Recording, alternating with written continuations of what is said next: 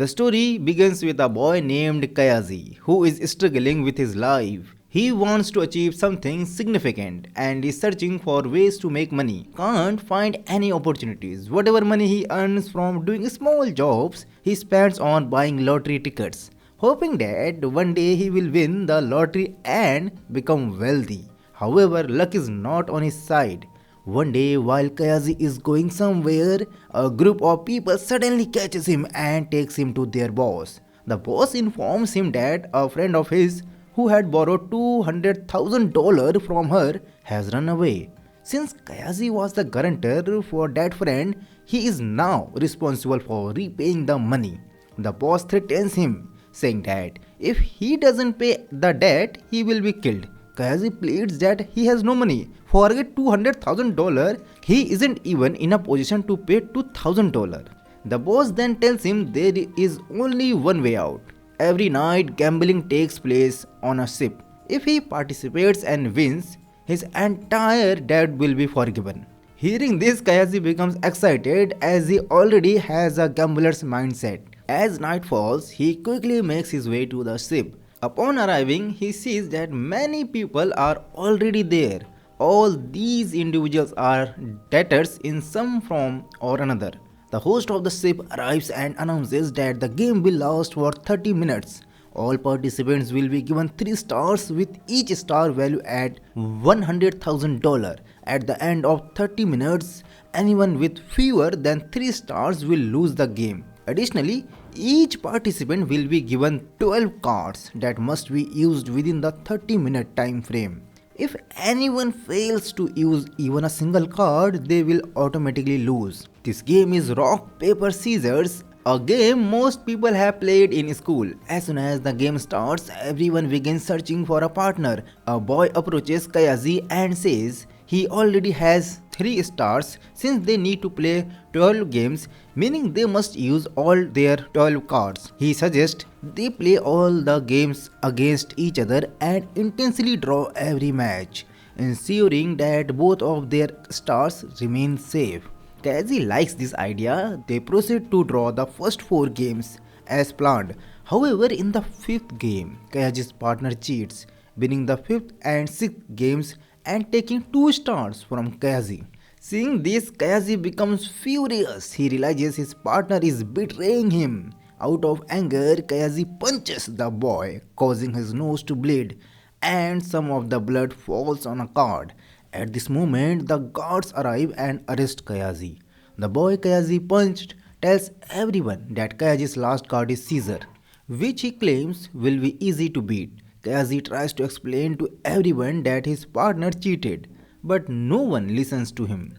In response, Kayaji loudly announces that his partner's last card is Rock. Now everyone knows the cards of both players. Realizing this, everyone begins to suspect that others might also be cheating.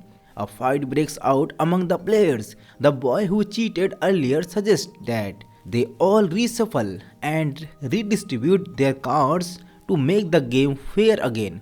Then everyone agrees. Kayaji approaches a man who looks very scared. Kayaji tells him that if they work together, they can perform better. The man agrees and they team up. Meanwhile, the boy who cheated earlier takes everyone's cards and deals them out again. However, he slyly gives Kayaji the same card with the blood stain, allowing him to track which card Kayaji has. Later, the boy comes to Kayaji and challenges him to a game.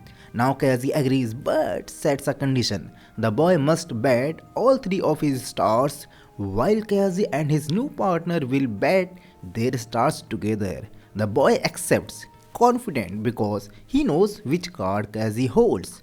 The game begins and the boy reveals his card, smiling smugly when he wins.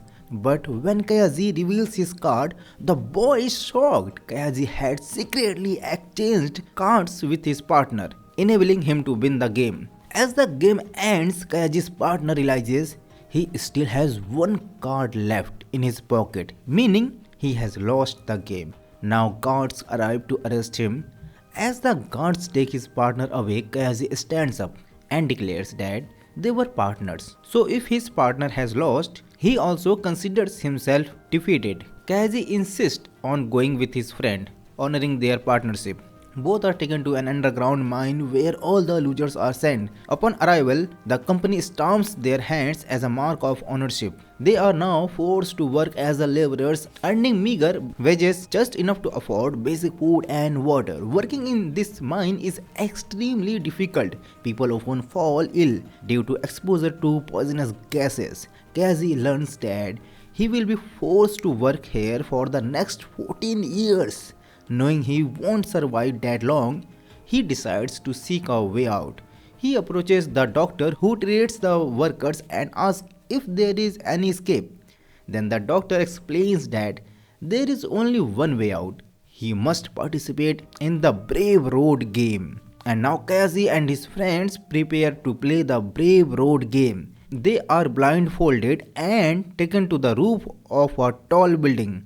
When the blindfolds are removed, they are shocked. The building is 100 stairs tall, and directly across from it stands another equally tall building. The two buildings are connected by a thin iron bridge. Each participant is given a ticket worth $1 million. They are told that if they cross the bridge and reach the other building, the money will be theirs. However, there is one strict condition. They can't touch the bridge. The bridge is electrified and touching it will result in instant death. The boss and several VIPs are gathered in the second building watching the game for entertainment. They place bets on the players as the dangerous game unfolds. The game begins and everyone carefully steps onto the bridge. The crossing is incredibly risky. Halfway across, the weather suddenly worsens. Strong winds whip through the air and lightning flashes across the sky. The powerful winds cause one player to lose their balance and fall off the bridge. Others soon follow, unable to maintain their footing in the gale. One man accidentally touches the electrified bridge, receives a deadly shock, and plummets to his death. And now only Casey, his friend, and one other player remain on the bridge. The three proceed cautiously, struggling against the wind. And suddenly, Kazi's friend stops and says he can't go any further. He tells Kazi, "Take my ticket and give this money to my daughter." Kazi urges him to stay strong, but his friend admits he feels dizzy and can't continue. He hands his ticket to Kazi and moments later loses his balance and falls off the bridge. Now only Kazi and the other remaining player are left. Slowly and carefully they make their way across the bridge. As they reach the door to the second building, Kazi's partner tries to open it, but just as he does, a strong gust of wind causes him to lose his footing and he falls to his death. Now Kazi is the only one who successfully crosses the bridge and enters the building. Inside, he finds a room where the boss and the VIPs are seated, applauding his victory. Kazi hands his ticket to the boss, but the boss tells him his friend's ticket is invalid. They explain that only one ticket per person is accepted. Furthermore, the expenses incurred on Kazi's behalf have been deducted from the $1 million, leaving him with only $1,100. Hearing this, Kazi becomes furious, feeling betrayed. The boss then offers Kazi another opportunity. He tells Kazi he can earn more money if he agrees to play another game. Desperate to leave with some money, Kazi reluctantly agrees. The rules of the new game are explained. Each player is dealt 5 cards, 4 citizen cards and 1 slave or king card. If both players play a citizen card, the game is a draw.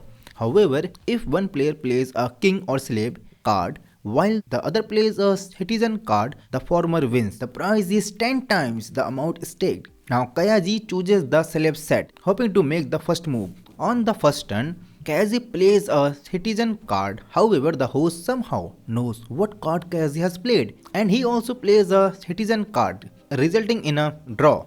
On the next turn, Kazi decides to play the slave card. But once again, the host anticipates his move and plays a citizen card, winning the round. Kazi is stunned and can't understand how the host knows his cards in advance. Frustrated and anxious, Kazi asks the host how he can predict his moves. The host smugly replies that he is an expert and reading people's faces and he can discern their cards from their expressions. Hearing this, the leader remarks that he did not enjoy the game much. He tells the boss to give $40,000 to Kayazi and offer him another chance to play. The leader adds that if Kayazi wins, he will receive $400,000, but if he loses, he will be sent back to work in the mine. Kayaji agrees to play again. This time he notices that the host is not paying attention to him. Since he has the slave set, he decides to play the slave card. However, the host already knows Kayaji has played the slave card